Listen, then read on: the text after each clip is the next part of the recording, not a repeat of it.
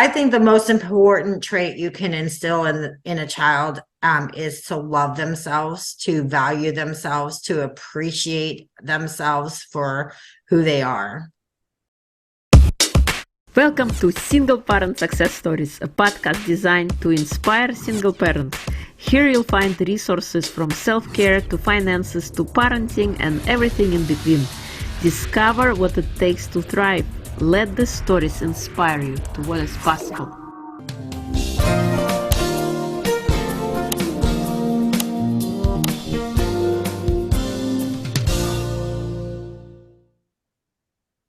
Hello and welcome to Single Parent Success Stories. Today's guest is Jackie Rubio.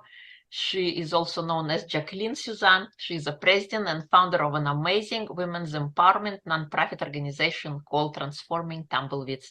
She is a 48-year-old woman who has lived, learned, and decided that her past mistakes and traumas should be transformed and used for the good of all women. Her vision is that all women deserve to feel safe and loved. She has 4 children, 1 beautiful daughter in her 30s, and 3 boys, 1 in heaven, who are now in their 20s. Plus, fun, adorable grandson who is definitely the light of her life. Jackie has 2 precious dogs, 2 beautiful horses that keeps her on her toes. She shares her time between Oregon and Texas. During her days, she works as a sales rep for a unique wholesale company and an independent travel agent on the side. She is no longer someone's lesson, she is a blessing. Welcome, Jackie. It is a pleasure to have you. Well, good morning. Thank you so much. I feel honored to be here. Yeah, thank you. So please share with us your story. How did you become a single parent? Well, I was a very young mother. I had my first pregnancy at 15, and then I had my second son at 18, and I had all 4 of my children by the time I was 23. So I wasn't in any kind of a permanent relationship, and so I didn't have the same background, where you meet the man of your dreams and you get married and you raise your children together. So I found myself raising 4 children by myself. Oh, wow. That's incredible. What were some of the challenges you faced? I think early on, as a teen mom, a lot of the challenges I faced were ridicule. As far as being a teen mom goes, you have not just the challenges of not being a fully grown adult, having your own child, but then you have the judgment and the, societal concerns that you're not going to be able to do a good job. And that puts a really heavy pressure on a young girl. So that was, I think, the biggest challenge about being a teen mom. Your brain's not fully formed, your body's not really even fully formed, and you're taking care of this little human being. And you're doing it, with the whole world looking at you, it feels like. So that was probably the number one challenge. Later, when I had all 4 of the children and I was getting a divorce, I would say the challenge at that point was just having so many different, individuals in the household. The kids had some very good age gaps. My daughter was 3 years older than my firstborn son. My firstborn son was 3 years older than the third born. And then that one was only 18 months apart from the youngest one. So you have, just this scattered age groups and what they're interested in and the things that they want to pursue, and it just feels like there's just not enough of you to go around. So I would say I was financially challenged. Absolutely, that was a big one. And just time challenged, to where they were all able to fully pursue their interests as they were growing up. Those were some big challenges for me. So how did you do it? I ask myself that a lot, actually. I think back and I go, how in the heck did we make it? I think that I just really wanted to support them in the things that they were interested in and what would develop them And so I was really open to making those things possible. When the kids were younger and I was just freshly divorced and on my own, we lived pretty far out of town. And that presented its own unique challenges. So what I would do is I would take them all to school, different schools, of course, sometimes 4 different schools. Oh, wow. And I would go to work. And then in the afternoons, a lot of times, because if they had after school activities and things like that, instead of driving the 18 miles home, I would just stay in town. So there were many times where, I would take one to this event and one to this event, and then, just kind of hang out in the car, or, hang out sometimes at the laundromat, whatever it was, could make my time more conducive and get everybody to where they were trying to go to. Oh, wow. That's a lot. Yes, we would pack ice chests a lot, so that wherever we were at, there was a snack, there was food, there was, whatever we needed to have to make the afternoons and the evenings go smoothly. Mhm. If you could go back in time, would you do anything differently? I think I would probably definitely do a lot differently. I'm not sure that I would take away so many of their activities and their events. I still feel very strongly that your kids need to be in different activities and different, events in order to make them whole people. We can't be everything to them. So, but I do think that if I could go back in time, I would be a lot more patient. Um, instead of rushing them and getting, very, aggravated or anxious because they were going to be late for something, or, when you have that many and you have that much of a tight schedule, you can't really, wait around for one to put their shoes on.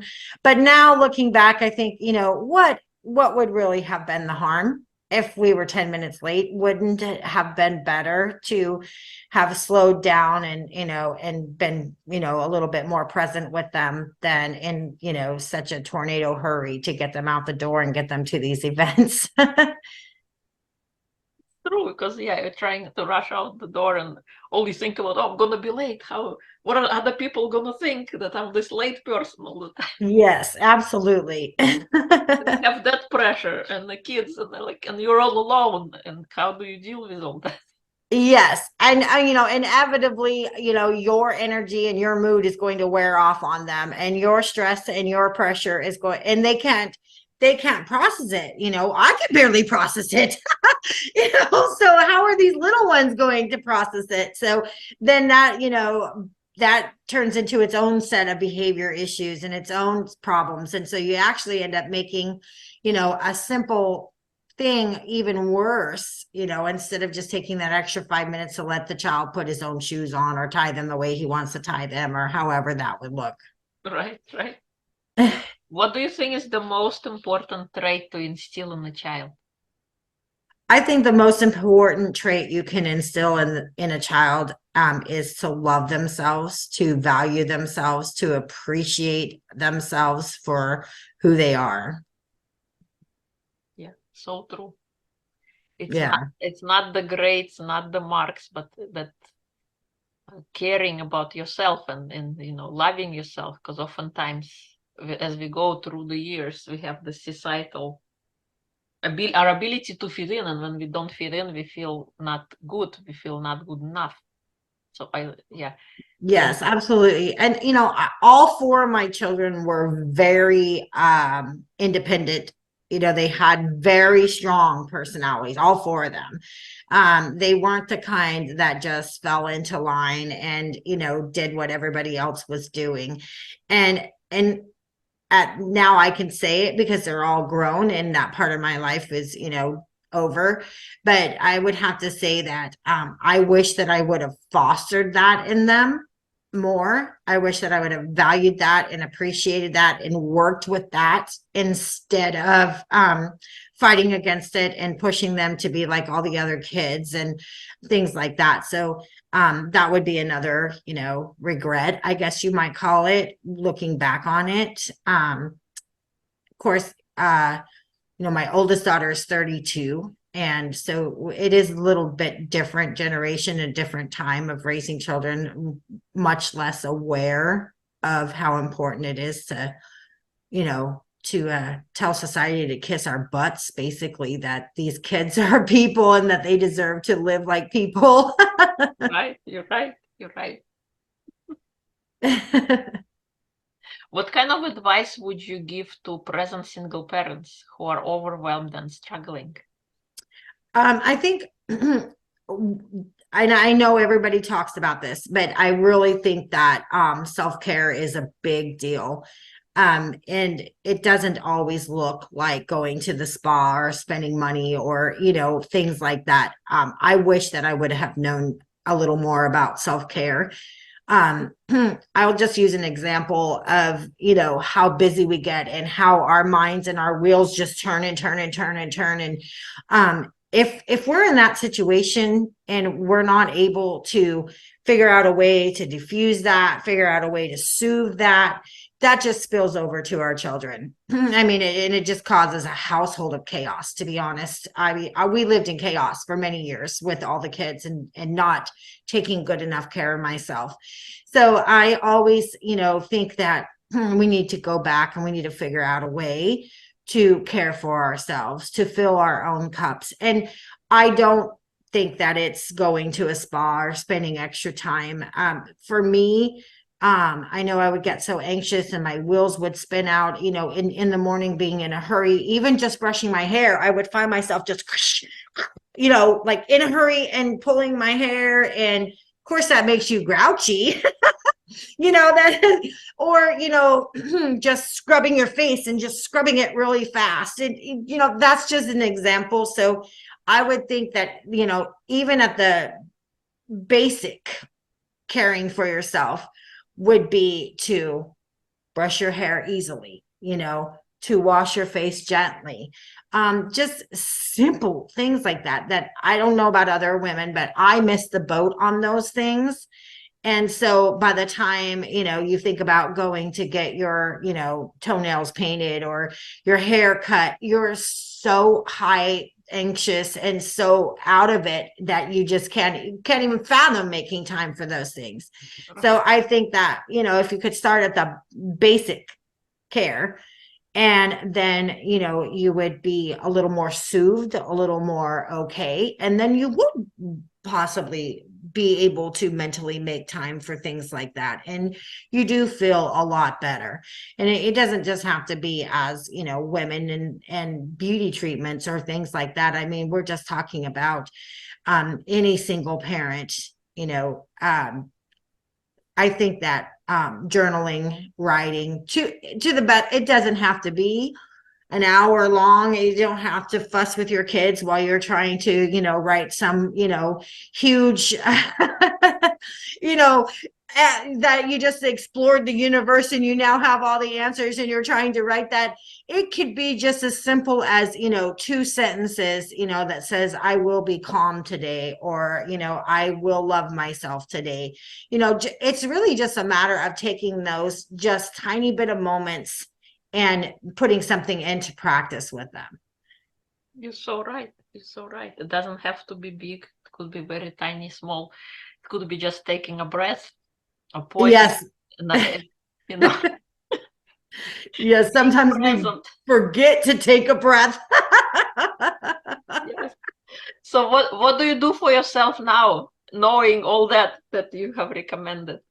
I restart at the basics very often. It's a pattern, and I still find myself in this, a crazy hurry all the time. And so I realize, I tell myself the same things. I slow myself down. I sometimes have a song that plays in my head. It's a old Kool and the Gang song, and it's like, slow it down.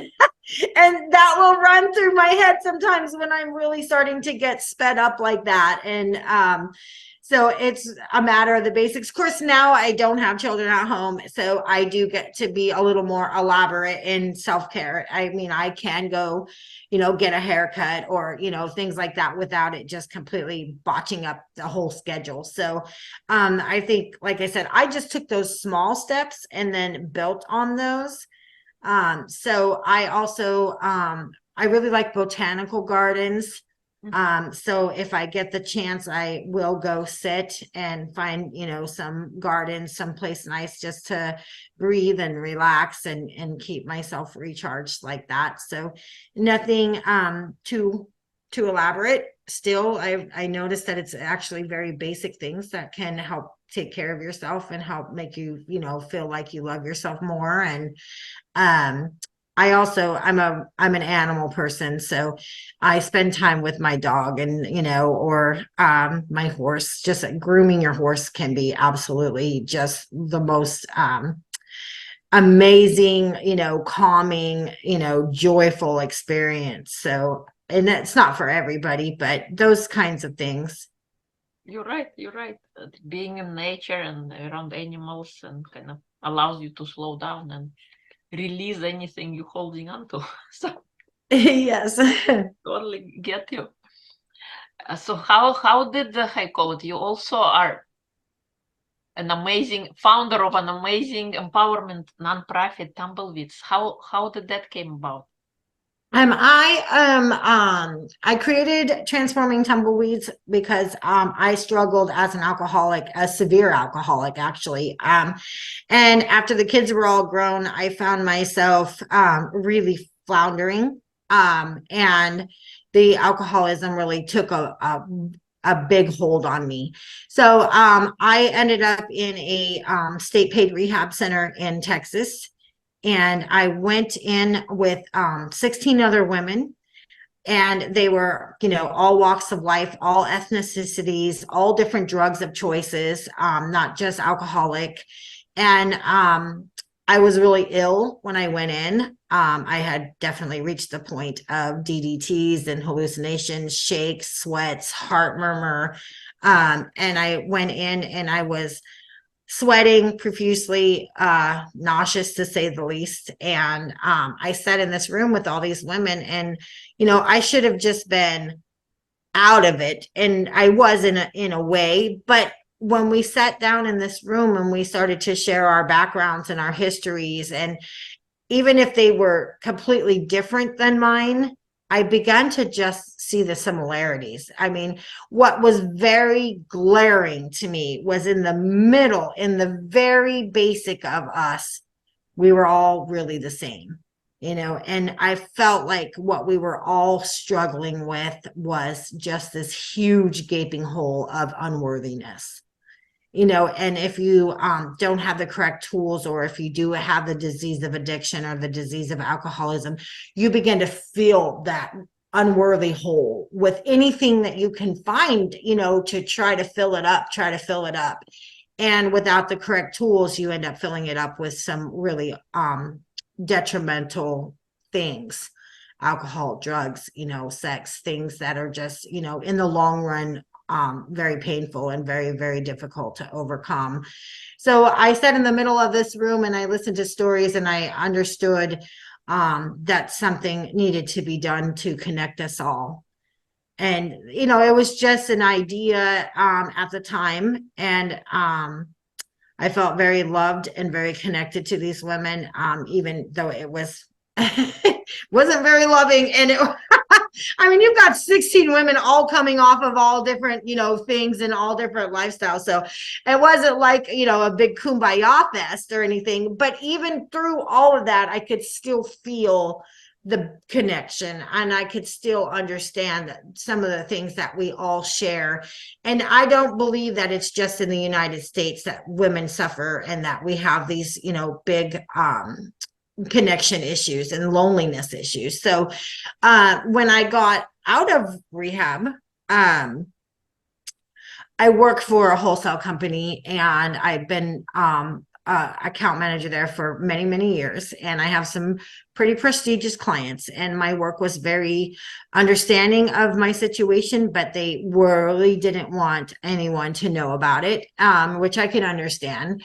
But I got home, and one of the women that I am her account manager, I had probably 20 voicemails from her, because we had sent out this basic 30-day medical leave.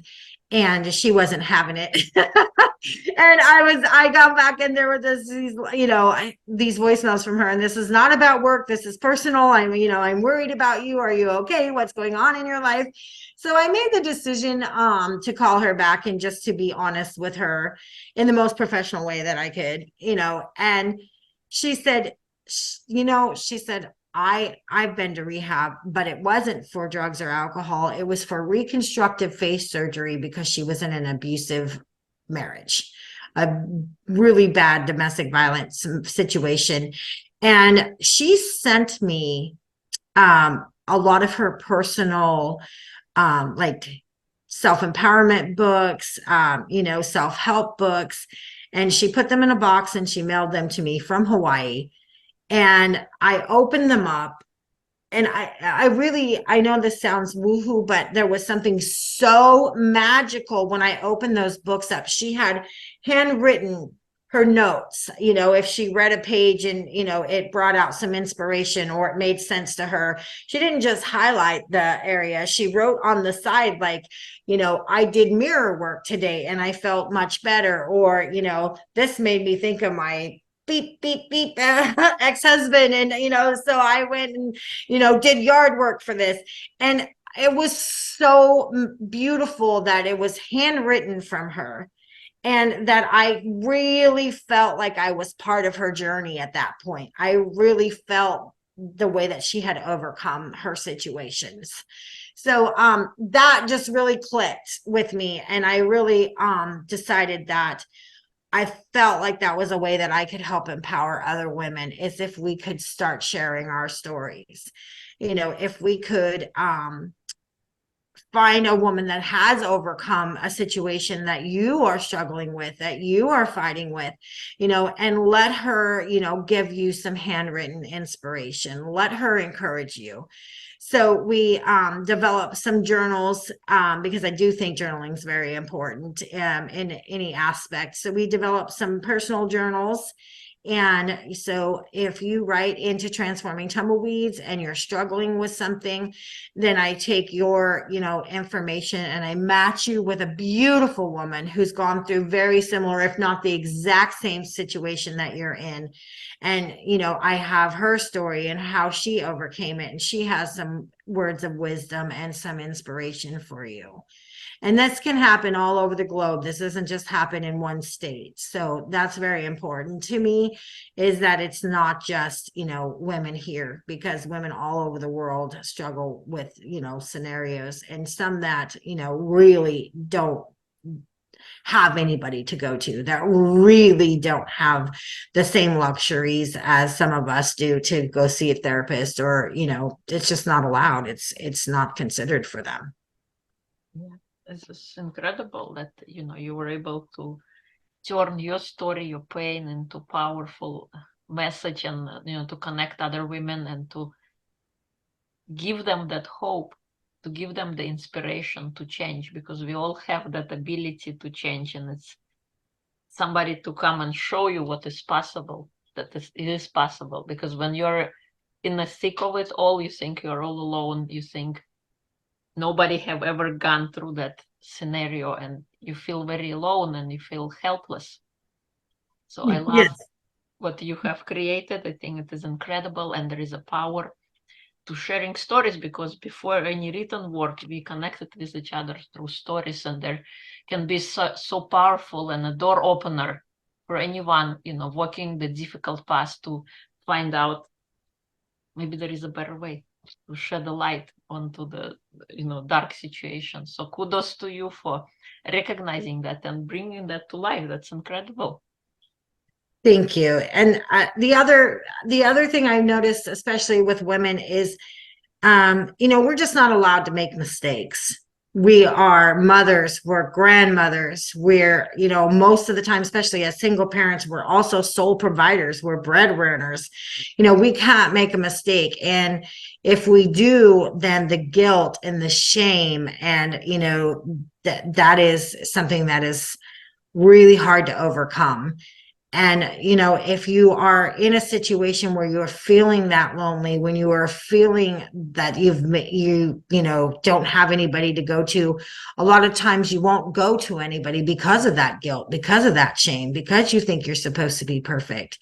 So we try to, you know, make sure that it can be anonymous. It can be, you know, any way that, you know, makes the other woman feel comfortable, so that she can still receive the benefits of this.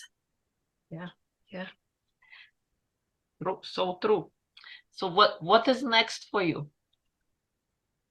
Well, what is next for me? Let's see. We are working on, you know, gathering some stories. We are working on doing some journal designs and some matching. And I think that the more that I get these stories put together and the collaborations that are happening, you know, I really think that sometime in the future, I don't know when, but maybe that this should definitely be a Transforming Tumbleweeds book, so that the stories get out there for lots of other women to be able to read and to be able to get inspired by. That's beautiful. I love that idea. Yeah, me too.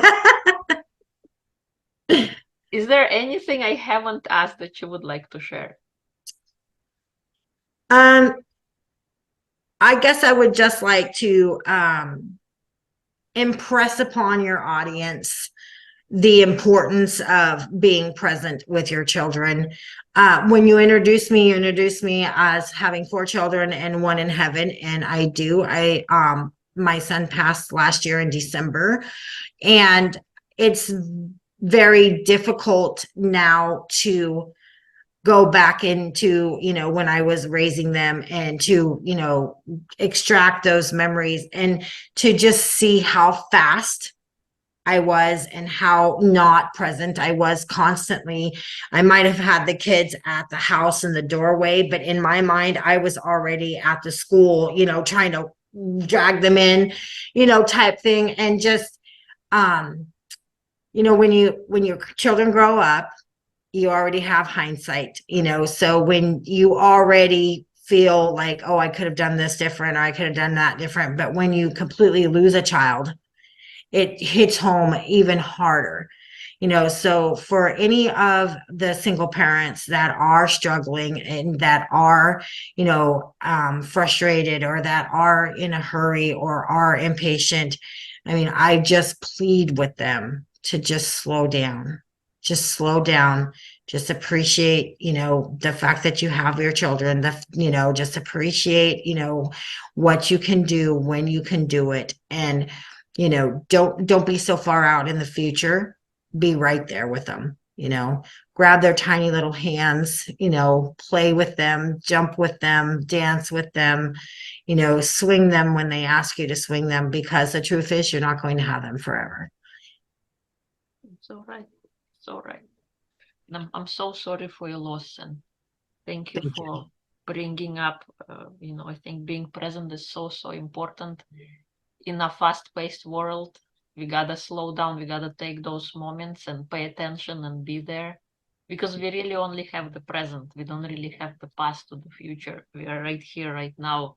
And this is how kids see everything. They see the world as right here, right now. Have you ever ask a child to wait, or something is happening next week, and they don't really understand that they want it today? Why can't we have it right now? So it's important that, and it's actually called, when you aren't present, you becoming more like a child, and you get to experience the world from their perspective, not to kind of child you down, but we all have that 5-year-old inside of us. To keeping that 5-year-old alive and to connect it with your own child, I think is so, so important.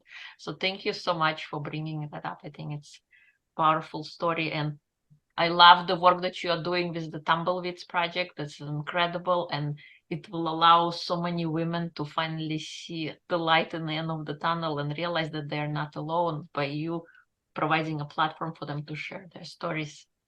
It was a pleasure to have you. Thank you so much. Yes, thank you so much. I appreciate it.